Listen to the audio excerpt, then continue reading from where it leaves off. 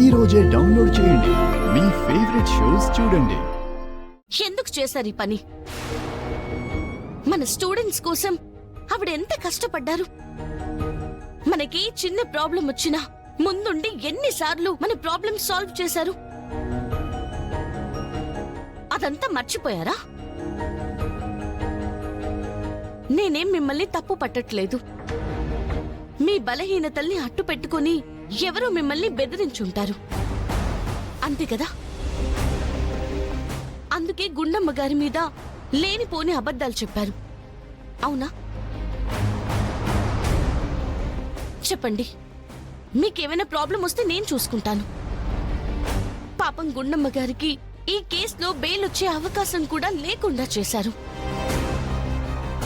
మీరు నిజం చెప్పకపోతే ఆవిడికి శిక్ష పడుతుంది. మీకు దండం పెడతాను, కొంచెమైనా మానవత్వం చూపించండి. క్రిమినల్స్ మీద జాలుండదు.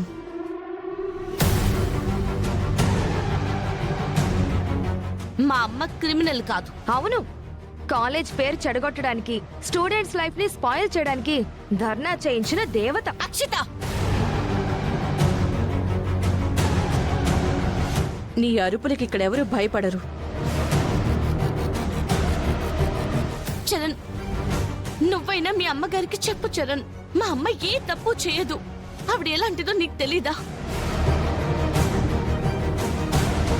ఆవిడ డబ్బు కోసం స్టూడెంట్స్ జీవితాలతో ఆడుకుంటుందా? తను పని చేస్తున్న కాలేజ్ పేరు చెడగొట్టాలని తను అనుకుంటుందా? చెప్పు చరణ్. అలా చెయ్యాలనుకున్నారు కాబట్టే అరెస్ట్ అయ్యారు. అవును,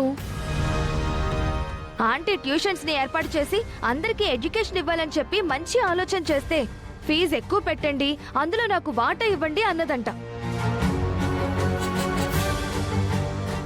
ఆంటీ గారు మంచివారు కాబట్టి, తన సంపాదన కంటే స్టూడెంట్స్ లైఫే ముఖ్యం అనుకున్నారు కాబట్టి గుండమ్మ గారి ప్రపోజల్ తిరస్కరించారు.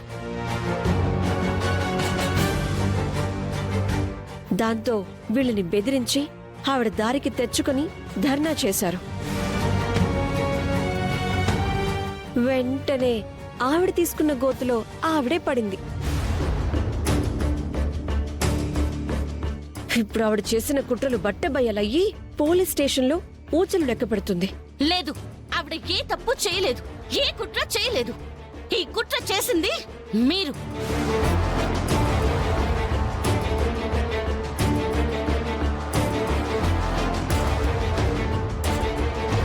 పల్లవి, ఎవరిని తప్పు పడుతున్నావు? మా మమ్మీనా? అవును, ఈవిడే ధనదాహంతో ఎక్కువ ఫీజులు వసూలు చేయాలని చూశారు.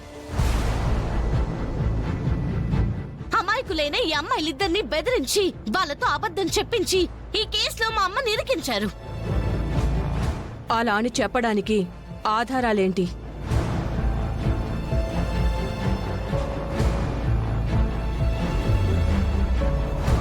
చెప్పు పల్లవి. గుండమ్మ గారు తప్పు చేశారనడానికి ఈ ఇద్దరు అమ్మాయిలే సాక్ష్యం. మా మమ్మీ వల్లే తప్పు జరిగిందని నీ దగ్గర ఏ ఆధారాలున్నాయి? ఆధారం ఏమైనా ఉంటే బయట పెట్టు.